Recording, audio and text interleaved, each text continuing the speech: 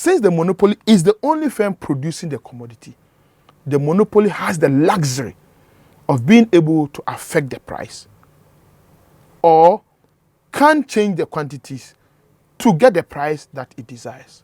Okay? So we say that the firm is a price maker. Okay? We will talk about that. The fourth one is blocked entry.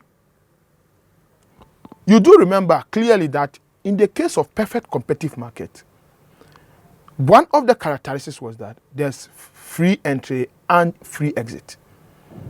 Sellers as well as buyers can either come into the market at any time at their own convenience and exit the market or the industry at their own convenience. Okay?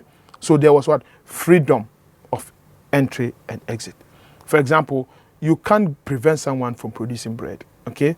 So they can just produce the bread. There's no law banning anyone from producing it. If you can only get a permit to produce, you can go in and produce. Okay? So, but for the case of the monopoly, there's a barrier.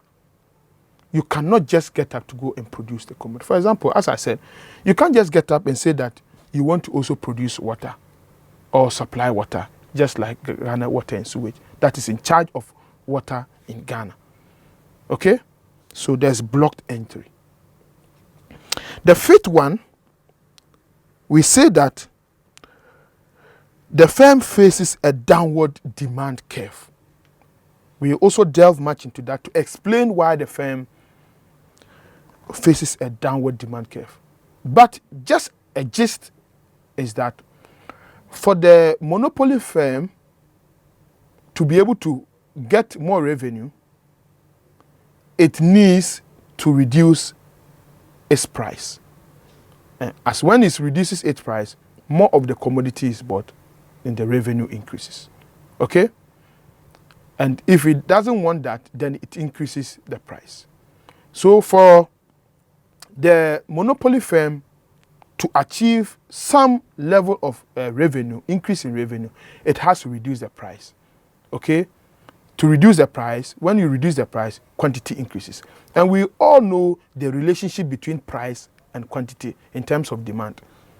The law of demand simply states that when price increases, quantity decreases. And when price decreases, quantity increases, all other things being equal. I hope you remember that. The same way, if indeed the monopoly has to reduce its prices to take advantage of increase in quantity demanded and therefore increase in revenue, then the demand curve that is facing the monopoly firm is sloping. It's a normal demand curve and it's sloped downwards.